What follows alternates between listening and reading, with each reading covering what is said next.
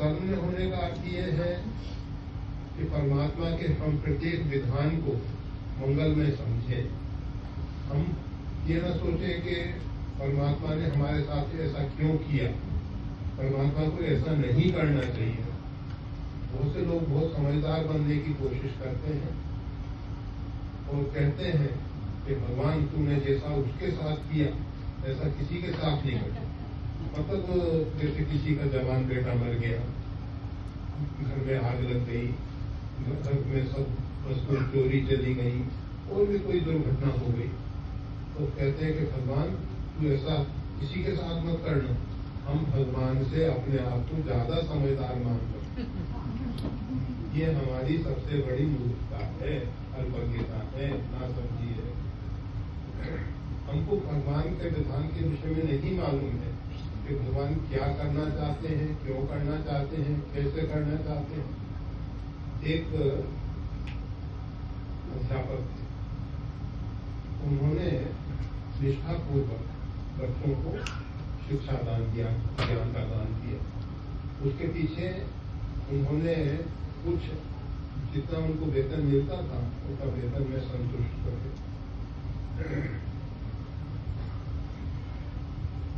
Retired हो गए। उसके बाद एक दिन ऐसी घटना घटी कि वो अपने बगीचे में घूम रहे थे, तो एक पत्थर से टकरा गए और गिरे और उनका पैर जो है टूट गया। रोग इतना बढ़ा, डॉक्टर ने कहा कि इस पैर को निकालना पड़ेगा। पैर उतना काट के निकाल दिया गया पूरे शरीर की रक्षा के लिए। और उनके नकली पैर लगा दिया गया। और उनके मन में हमेशा एक विचार कि भगवान ने मेरे साथ बड़ा अन्याय किया। मैंने अपने जीवन में कोई भी दुष्कर्म तो नहीं किया था, मैंने किसी को सताया नहीं, बच्चों को ज्ञान दान दिया, शिक्षा दी, विद्या दान दिया। मैंने कौन सा अपराध किया जिसके कारण मेरा ऐसा हो गया। उनकी जो भगवान के प्रति निष्ठा है वो धर्मलाई। भगवान ने सोचा कि जो व्यक्ति इतना निष्ठापूर्वक जीवन जिया है और उसके आज मेरे प्रति सद्भावना कम हो गई, उन्होंने एक लीला करके स्पष्ट दिखा दिया। उस दिन वो फिर बगीचे में रोज जाते थे, वो अपने तुलसी पुष्प इत्यादि बगीचा था उसमें जाते थे। गए, वहां जाने पर एक भयंकर फन वाला काला सर्प, जिसका काटा हुआ कभी भी बचता नहीं, ऐसा फन वाला सर्प उनके तरफ आए और उनके वो जो नकली पैर है उसको 2-3 बार डसने की कोशिश की। अब वो तो नकली पैर है, उसमें तो उसका कुछ बस तो नहीं कर। और उन्होंने जब ये सब दृश्य देखा तो उनको लगा कि देखो, अगर आज मेरा असली पैर होता तो आज मेरी जीवन लीला खत्म हो गई। परंतु भगवान ने कितनी कृपा की है, कितनी कृपा की है, जो पूरे शरीर का घात केवल पैर पे निकल गया। तो भगवान कृपा करते हैं, करुणा करते हैं, हम उनकी लीलाओं को नहीं समझ पाते हैं।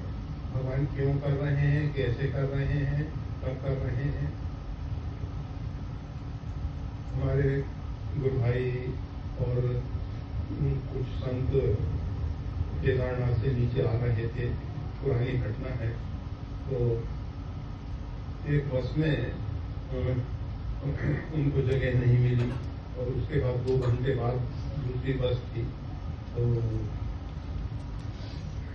2 घंटे का इंतजार।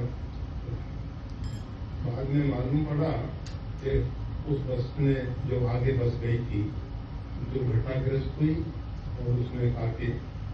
तो कहने का मतलब ये है, तत्काल हम नहीं समझ पाते हैं कि भगवान क्या कर रहे हैं, क्यों कर रहे हैं, कैसे कर रहे हैं।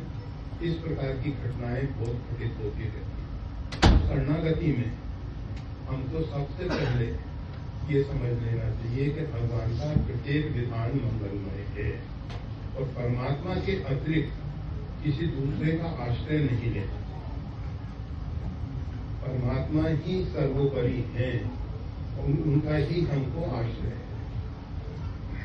अब अर्जुन का एक प्रश्न था कि प्रभु आप कहते हैं मामेकम शरणम व्रज, तू मेरी शरण में आ जा। आप तो वैकुंठ में श्रीमन नारायण के रूप में विराजमान रहते हैं, क्षीर सागर में नारायण के रूप में विराजमान रहते हैं, गौलोक में भगवान श्री कृष्ण के रूप में रहते हैं। इस समय आप वसुदेव अर्थात वासुदेव के रूप में हमारे सामने खड़े हैं। मैं कौन से स्वरूप की शरणागति स्वीकार करूं? साकेत में आपका दिव्य धाम, साकेत में श्री राम रूप में विराजमान रहते हैं। तो मेरी समझ में नहीं आता कि मैं शरणागति किस रूप की धारण करूं। शिवलोक में आप भगवान शंकर के रूप में रहते हैं, अनेक रूप आए, आपके तो अनेक रूप है प्रभु। तो हम शरणागति किस रूप की स्वीकार करें, किस रूप की स्वीकार? तो भगवान ने कहा ईश्वर सर्वभूतानां हृदय देशे तिष्ठति। ईश्वर जो है, परमात्मा जो है, सबके हृदय में विराजमान है। हमें सर्वभूतानि यंत्रूणानि माया, वो अपनी माया के द्वारा सारी सृष्टि का संचालन करता है। तो त्रिगुणात्मक माया है, सात्विक राजसी तामसी, उसके द्वारा सारी सृष्टि का संचालन। तमेव शरणं गच्छ सर्वभावेन भागः। जो परमात्मा सबके हृदय में बैठा हुआ है उसकी शरण में जा। ये नहीं कि वैकुंठ वाले की, साकेत वाले की, गौलोक वाले की, शिवलोक वाले की नहीं। परमात्मा जो सबके हृदय में, तमेव शरणं गच्छ, उसकी कृपा से तेरे को परम सुख परम शांति प्राप्त होगा। तो ये जो लिखा है, ये पाठ पूजा इत्यादि नहीं करते हैं, परंतु दरिद्र नारायण और जरूरतमंदों की सेवा करते। सेवा बड़ा उत्तम है, सबसे सेवक धर्म पड़ता। परंतु सेवा धर्म में सबसे बड़ी समस्या ये है कि हमारा अहंकार आता है। हमारे अंदर अहंकार नहीं आना चाहिए। मैं करता हूँ, मूढ़ात्मा करता हमिति मन्यते। ये मूढ़ जीव जो है अपने आप को करता मानते, मैंने किया, मैं कर रहा हूँ, मैं करूँगा। और जब बोध होता है, समझ आती है, भगवान की शरणागति होती है, ना हम किया ना करेंगे, जो कुछ किया सो राम। ना तो हमने भूतकाल में कुछ किया है, ना वर्तमान में हम कुछ कर रहे हैं, ना हम भविष्य में कुछ करेंगे। ये सब परमात्मा का लीला क्षेत्र है, परमात्मा की लीला चल रही है, परमात्मा ही कर रहे हैं। हम अपने विषय में तो थोड़ा सोच भी लेते हैं कि राम जी ने ऐसा कराया इस शरीर के, परंतु दूसरे के विषय में नहीं सोचता। दूसरा जब हमारे साथ अवधिक व्यवहार करता है तो हमको लगता है कि उसने ऐसा क्यों किया हमारे साथ। उस समय हम भूल जाते हैं कि ये परमात्मा ही हमारे कर्मों का फल देने के लिए इस रूप में इस प्रकार का खेल खेल। कर्म हमारा है, बीज हमने बोया और उस बीज का आज परिणाम हम भोग रहे हैं। तो जीव अगर ये बात समझ जाए तो भगवान की शरणागति होती है। भगवान सब रूप में है, सेवा में हम सेवा भगवान की कर रहे हैं, व्यक्ति की नहीं कर रहे हैं। वो जरूरतमंद नहीं है। लक्ष्मण जी जब वन में जाने के लिए माता सुमित्रा जी से आज्ञा मांगने आए तो माता सुमित्रा जी ने कहा तुमरे भाग राम बन जाए। ये जो भगवान श्री राम बन जा रहे हैं इसमें तुम्हारा भाग्योदय हुआ है। अब माँ इसमें मेरा भाग्योदय कैसे हुआ? तुम्हें को सेवा का लाभ मिला है। हम जब सेवा करते हैं तो हमारे अंदर आता है नहीं हमने उसके ऊपर दया की, नहीं, जरूरतमंद और दरिद्र नारायण उसके ऊपर हम दया नहीं कर रहे। भगवान ने हमको उस योग बनाया कि हम उसकी सेवा कर सके। इसके लिए परमात्मा को अहोभाव व्यक्त करना। तो परमात्मा भगवान आपने बड़ी कृपा की है जो आज इस योग बनाया है कि हम ये कर सके। तो भगवान को अहोभाव व्यक्त करना चाहिए, ना कि अपने अंदर अहंकार आ जाना चाहिए। सेवा अच्छी है परंतु सेवा में अहंकार नहीं होना चाहिए, मैं करता हूँ इस प्रकार का भाव नहीं होना चाहिए। परमात्मा ने इस जीव को निमित्त बना के सेवा का कार्य दिया है, इसलिए हम परमात्मा के प्रति अहोभाव से खड़े हैं। और क्या ईश्वर उस जीव को अपनी शरण में लेते हैं? भगवान तो कह ही रहे हैं कि तू मेरी शरण में आ जा, परंतु जीव इसके लिए तैयार नहीं। जीव व्यक्तियों की शरणागति सोचता है कि अमुक व्यक्ति से संबंध जोड़ लेंगे तो हमारा कार्य हो जाएगा। अमुक व्यक्ति से संबंध जोड़ने से काम नहीं होने वाले हैं, भगवान के साथ संबंध जोड़ने से कार्य होता है।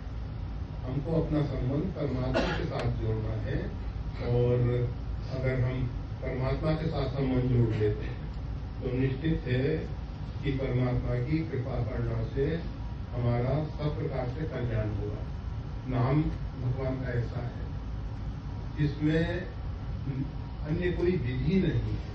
अन्य मंत्र जो है उनमें विधि है, क्योंकि वह मतलब पवित्र अवस्था में हो हम और अमुक प्रकार से आसन से बैठ के पूर्वाभिमुख या उत्तराभिमुख हम जप करें, इस प्रकार से विधि है उसमें। परंतु नाम जप में कोई विधि नहीं।